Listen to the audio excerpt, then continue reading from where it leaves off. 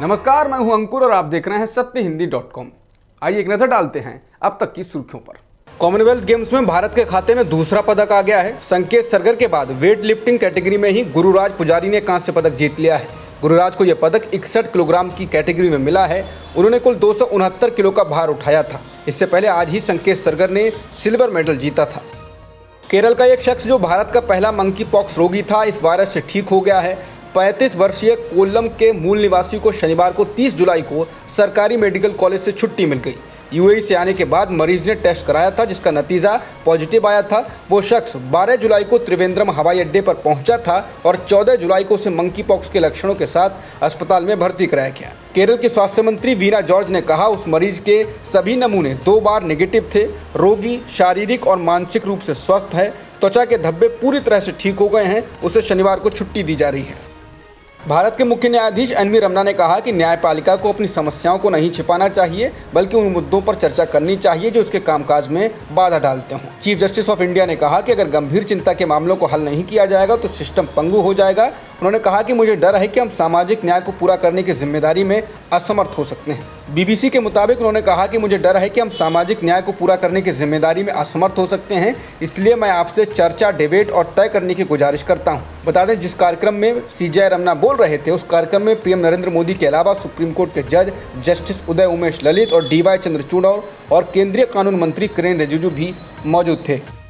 राष्ट्रीय सुरक्षा सलाहकार अजीत डोभाल ने कहा है कि कुछ लोग हैं जो धर्म और विचारधारा के नाम पर दुश्मनी पैदा करते हैं और जो पूरे देश को प्रभावित करता है। हम मूक दर्शक नहीं हो सकते हैं। धार्मिक दुश्मनी का मुकाबला करने के लिए हमें एक साथ काम करना होगा और धार्मिक निकाय को भारत का हिस्सा बनाना होगा। डोभाल ने कहा कि वो धर्म और विचारधारा के नाम पर कटुता और संघर्ष पैदा कर रहे हैं। ये पूरे देश को प्रभावित कर रहा है और देश के बाहर भी फैल रहा है। राष्ट्रीय सुरक्षा सलाहकार की चेतावनी निलंबित भाजपा प्रवक्ता नूपुर शर्मा द्वारा टीवी पर पैगंबर मोहम्मद साहब पर की गई टिप्पणी के करीब 2 महीने बाद आई है, जिसका खाड़ी देशों ने विरोध किया था। अहमदाबाद की एक सत्र अदालत ने 2002 के गुजरात दंगों से संबंधित साजिश और सबूत गढ़ने के एक मामले में मुंबई के एक्टिविस्ट तीस्ता सीतलवाड़ और retired DGP RB Sreekumar की जमानत याचिकाओं को खारिज कर दिया है। कोर्ट ने अपने आदेश में कहा कि उन्होंने गुजरात के तत्कालीन मुख्यमंत्री को बदनाम किया था और एक राजनीतिक दल और विदेशों से भी पैसे लिए। गवाहों के बयान को देखने पर ऐसा प्रतीत होता है ये दोनों आवेदक और अन्य लोग तत्कालीन सीएम यानी कि नरेंद्र मोदी के खिलाफ साजिश में सक्रिय रूप से शामिल थे। इसलिए इन तथ्यों और परिस्थितियों को देखते हुए उन्हें जमानत नहीं दी जा सकती है। कोर्ट ने कहा कि उन्हें जमानत पर रिहा करने से गलत काम करने वालों को प्रोत्साहन मिलेगा कि तत्कालीन सीएम और अन्य के खिलाफ इस तरह के आरोप लगाने के बावजूद भी अदालत ने आरोपी को जमानत दे दी। बीजेपी अध्यक्ष जेपी नड्डा को पटना यूनिवर्सिटी के छात्रों ने शनिवार को घेर लिया और वापस जाओ के नारे लगाए। अखिल भारतीय छात्र संघ यानी कि आईएसए के कार्यकर्ताओं ने ये विरोध प्रदर्शन आयोजित किया था। बीजेपी अध्यक्ष जेपी नड्डा उस पटना कॉलेज में आए थे जहां उन्होंने एक बार पढ़ाई की थी। छात्रों ने 2020 की राष्ट्रीय शिक्षा नीति को वापस लेने और पटना यूनिवर्सिटी को केंद्रीय दर्जा देने की मांग की। नड्डा को घेरने वाले प्रदर्शनकारियों का मुख्य नारा था, जेपी नड्डा वापस जाओ। बता दें, ये घेराव और विरोध प्रदर्शन इसलिए भी महत्वपूर्ण है क्योंकि बीजेपी जेडीयू की नीतीश कुमार के नेतृत्व में सरकार चल रही है। नड्डा शनिवार को मुख्य रूप से बीजेपी के साथ फ्रंटल संगठनों के 2 दिवसीय सम्मेलन के लिए राज्य की राजधानी पहुंचे थे। कर्नाटक में बीजेपी युवा मोर्चा के नेता प्रवीण नेट्टारू की हत्या के बाद बीजेपी सरकार को अपने ही संगठन के कार्यकर्ताओं और सहयोगी संगठनों के विरोध का सामना करना पड़ रहा है। इसी क्रम में अखिल भारतीय विद्यार्थी परिषद यानी कि एबीवीपी के कार्यकर्ता शनिवार को कर्नाटक के गृहमंत्री अर्गा ज्ञानेंद्र के घर में घुस गए। कार्यकर्ता कर्नाटक में भाजपा युवा मोर्चा के कार्यकर्ता प्रवीण नेट्टारू की हत्या के विरोध में प्रदर्शन कर रहे थे। वो आवास के बाहर नारेबाजी करते रहे और बाद में पुलिस को धक्का देकर भीतर घुस गए और हम न्याय चाहते हैं, मंत्री विफल रहे और मंत्री के इस्तीफे की मांग करने वाले नारे लगाने लगे। हालांकि बाद में पुलिस ने उनको बाहर किया।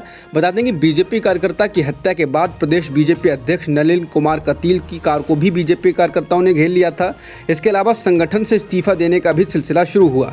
कार्यकर्ताओं का कहना है कि बीजेपी की सरकार होने के बावजूद भी उनका जीवन सुरक्षित नहीं। महाराष्ट्र के राज्यपाल भगत सिंह कोश्यारी के महाराष्ट्र को लेकर दिए गए बयान के बाद विवाद हो गया है। मुंबई के अंधेरी इलाके में एक चौक के नामकरण समारोह में बोलते हुए राज्यपाल कोश्यारी ने कहा कि कभी कभी मैं यहाँ लोगों से कहता हूँ कि महाराष्ट्र में विशेषकर मुंबई और ठाणे से गुजरातियों को निकाल दो और राजस्थानियों को निकाल दो तो तुम्हारे यहाँ कोई पैसा बचेगा ही नहीं। ये राजधानी जो कहलाती है आर्थिक राजधानी, ये आर्थिक राजधानी कहलाएगी ही नहीं। इसके बाद शिवसेना ने राज्यपाल कोश्यारी के इस बयान का विरोध किया है। शिवसेना सांसद संजय राउत ने ट्वीट करते हुए लिखा है, जैसे ही महाराष्ट्र में बीजेपी के समर्थन से मुख्यमंत्री बने हैं तब से मराठी लोगों का अपमान शुरू हो गया है। ये मेहनती मराठी लोगों का अपमान है। शिवसेना प्रमुख उद्धव ठाकरे ने महाराष्ट्र के राज्यपाल भगत सिंह कोश्यारी के विवादित बयान पर दी गई सफाई को नामंजूर कर दिया है। ठाकरे ने कहा कि कोश्यारी को फौरन यहां से हटाया जाए। ठाकरे ने राज्यपाल पर हिंदुओं को बांटने का आरोप लगाते हुए कहा कि ये टिप्पणी मराठी मानुष और मराठी गौरव का अपमान है। सरकार को तय करना चाहिए कि उन्हें फौरन घर वापस भेजा जाए या जेल। ठाकरे ने कहा कि माफ़ी और सफाई से काम नहीं चलने वाला है। राज्यपाल भगत सिंह कोश्यारी के बयान को लेकर शिवसेना प्रमुख उद्धव ठाकरे ने कहा कि मैं नहीं जानता कि कोश्यारी की स्थिति का सम्मान करने के लिए कब तक चुप रहना है।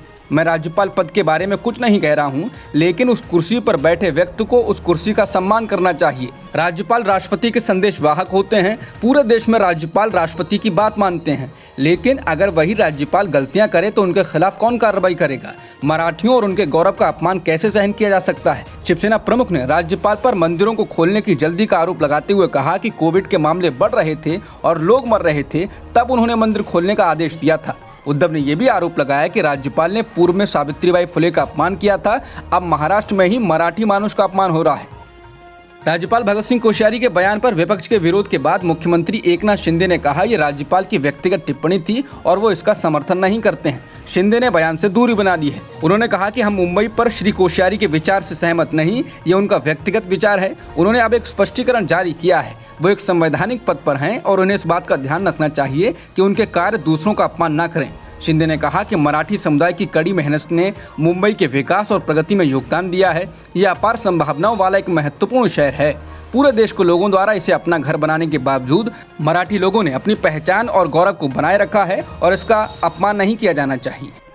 महाराष्ट्र के राज्यपाल भगत सिंह कोश्यारी के बयान के बाद उन पर चौतरफा हमले हो रहे हैं। शिवसेना के बाद महाराष्ट्र नवनिर्माण सेना के अध्यक्ष राज ठाकरे ने भी उन पर निशाना साधा।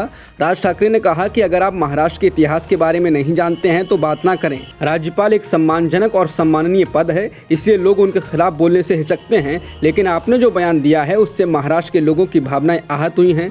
ठाकरे ने कहा कि महाराष्ट्र में मराठी लोग यहाँ मन लगाकर खेती करते हैं और दूसरे राज्यों के लोग भी कारोबार करते हैं और लगातार आ भी रहे हैं। ठाकरे ने कहा कि किसी चुनाव से ठीक पहले इस तरह का बयान बोलकर माहौल खराब ना करें। आप हमें इतने भोले भाले आदमी भी ना समझें। मैं अभी आपको बस इतना ही बताना चाह रहा हूँ।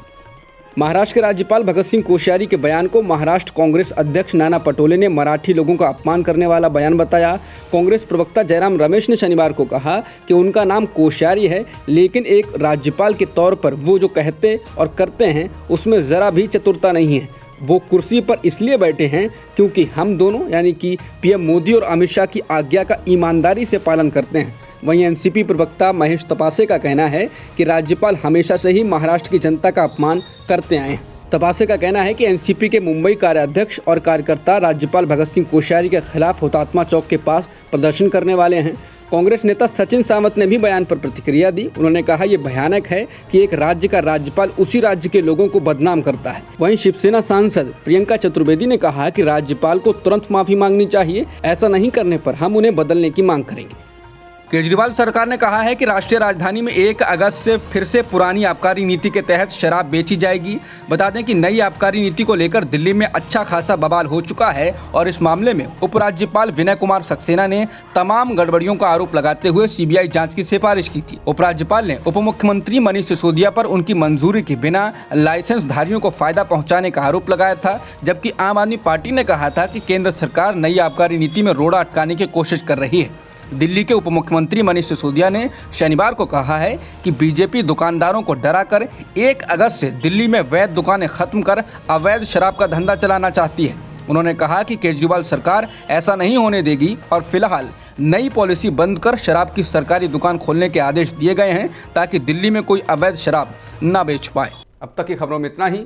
बाकी खबरों के लिए बने रहिए सत्यहिंदी.com के साथ।